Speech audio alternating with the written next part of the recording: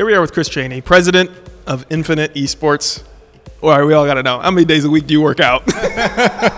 5 days max. No, actually 7. 7 days, man. I'm a morning guy. 5 days a week is kind of my thing. When are you in the gym, morning or nights?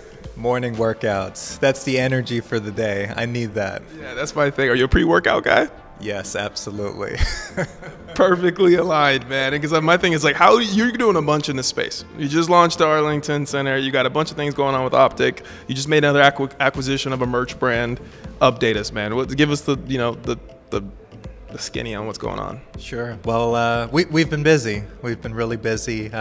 We've been really planting our flag in the Texas market. We're really excited about the opportunity that we see across the whole state. We're based in the Dallas area. We, as you mentioned, have been acquiring some businesses.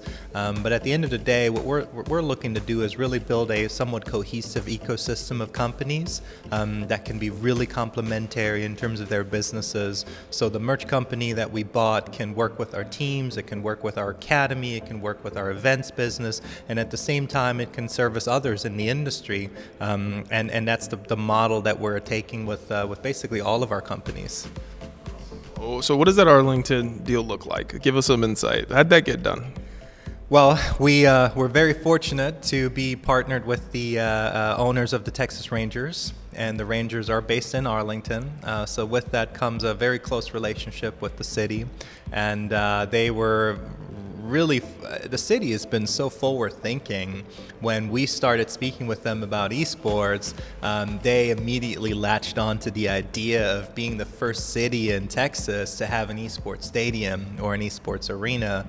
So we started talking, and it really only took a matter of weeks for the city to approve a deal in which they are funding the renovation of the current convention center and making it into an esports stadium.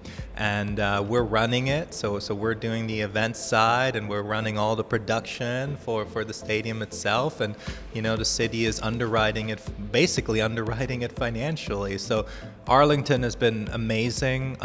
Again, very forward thinking, and we're excited about having the first full esports venue in Texas. That's pretty incredible. I'm pretty sure you're there to stay. It's a 10-year deal, right? Yes, we're there to stay. 10 years, like you said, and then an option for another 10 years. And we'll be bringing a lot of great content into the market, and we feel obviously that LA has basically been the hub for esports for the longest here in North America.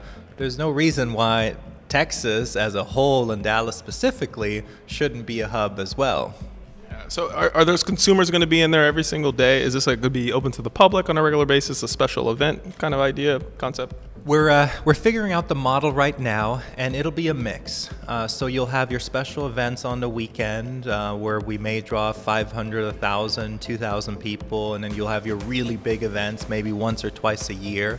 And then we'll look to do as much programming throughout the week, do open sessions where you can come in and you can maybe bring your own computer, or you can, participate in a league that we host at the event itself, or maybe there's a membership model where you pay a certain fee per month to actually be able to go and play and hang out. So we're working on the model right now, but we're certainly looking to bring in a lot of special and big events. When can I go? I gotta know. September, October. I'll give you a firm date soon. Awesome, man. Let's give us some insight to your day-to-day. You're president of the company. What's top of mind for you? What are you waking up thinking about every day?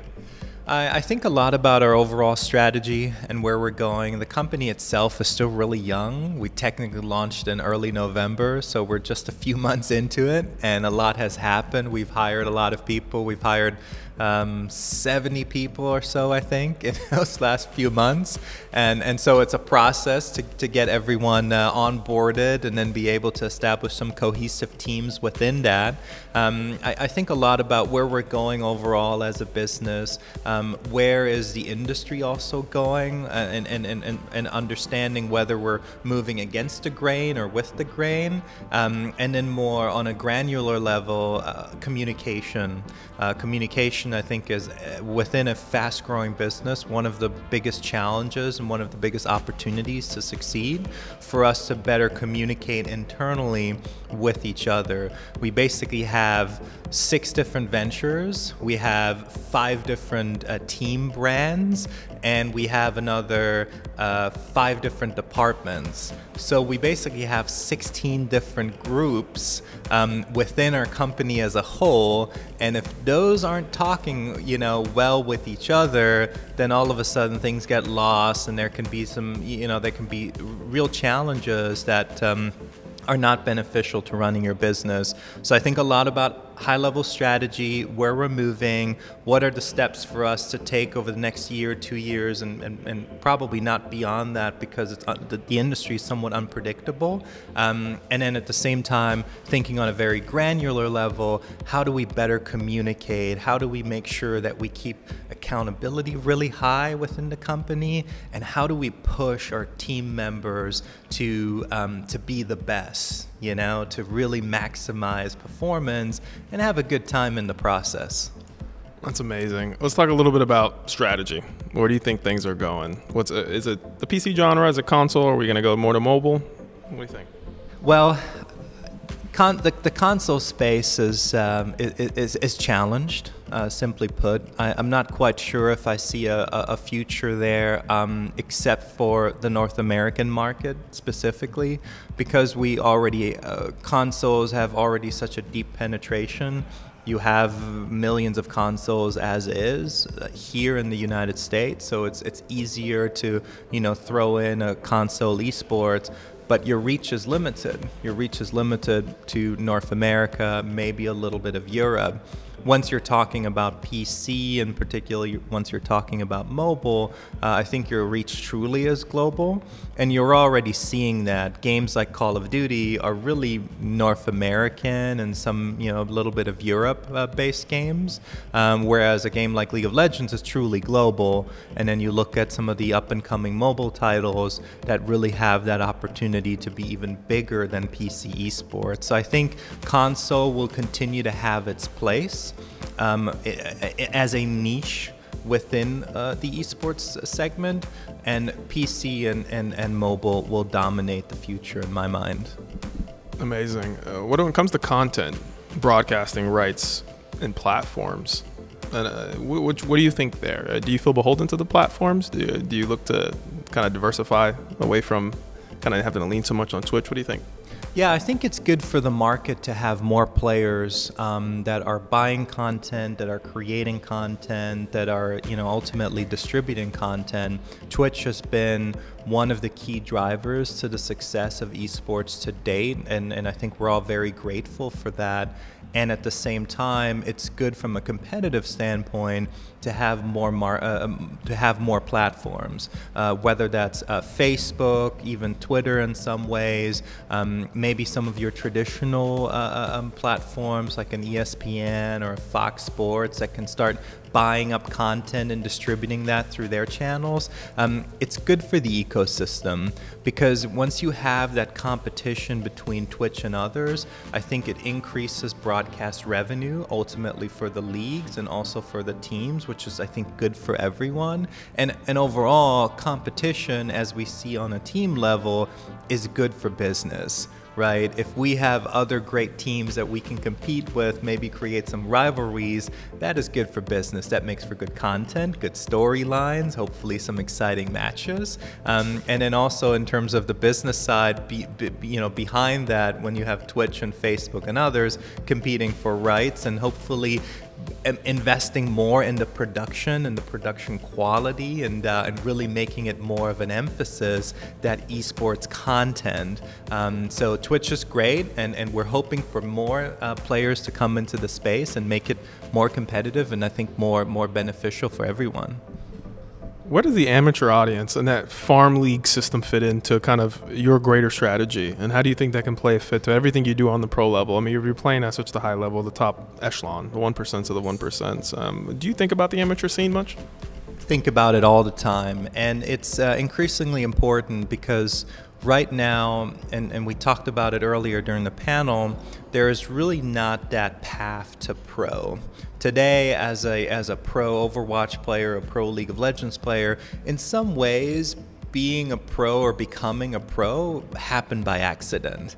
There's no actual path like you have in traditional sports that takes you from a young kid through junior high school, college, and all the way to the pros.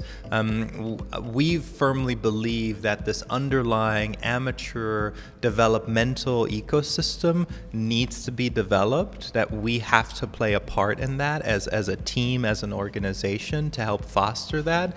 Because when we invest in that next generation of talent, that and hopefully at some point that Cristiano Ronaldo, that LeBron James of esports, that's a really exciting future to think about. These players are global superstars. They have massive brands that in some ways transcend beyond their sports, beyond soccer, beyond basketball. And I think we have a place to play or a role to play in order to promote that, to help develop talent, to invest in our own amateur leagues, to bring players in-house, to do PR sessions with them. You know, how do you talk in front of the press, in front of the camera, how to build your social media brand, how to be a good teammate, what does it mean to be a leader in-game and outside of the game. And those are all things where at the amateur level we feel that we can have a big impact, and we need to be invested in that, and we are. That's amazing. One last question for you. We referenced some of the big stars in the space and that we're looking for a LeBron James of the space. Heard you on the panel say you don't quite have that yet, and I think we're looking for it. What about the adjacency to traditional talent today and bringing them in? You look at what Ninja and Drake did. How do you feel about that connection? Do you think we'd rather keep them separate? Do you think we should own the space ourselves, or do you think it's valuable? I love it. Quite frankly, I love it. It's great for esports. I mean, in some ways, not that we need that as an industry, but in some ways it legitimizes esports. It puts us on par with the rest of pop culture and mainstream. Now, there are certainly voices and some opinions within esports that might say, well, we don't need that. We're doing our own thing. We don't need the mainstream. We don't need pop culture. But in some ways we do, because when you're speaking with brands today, their understanding is still really limited of esports. But once you put Ninja and Drake together and they see it the next day on CNBC or on the Today Show, people talking about it, all of a sudden it's real. Because things like that legitimize that esports is real and it's here to stay, and that helps the brands, then the big brands, make that jump into the space because of that legitimacy. And on top of that, it creates cool content, interesting storylines, and as we've seen in traditional sports, a lot of times these pop culture icons, think of someone like Jay-Z, who was involved with the New Jersey Nets at the time and now the Brooklyn Nets. He became a brand ambassador for that team, and it greatly benefited that team. And so in the same way, I think we can bring in people from outside of esports, like a Shaquille O'Neal and others, and they can become ambassadors for esports. And it's a really, really positive thing. So I highly encourage that, and I'm excited to see more crossover between esports and pop culture and esports and the mainstream. That's amazing, Chris. Thanks so much for your time. The Arnold Schwarzenegger of esports.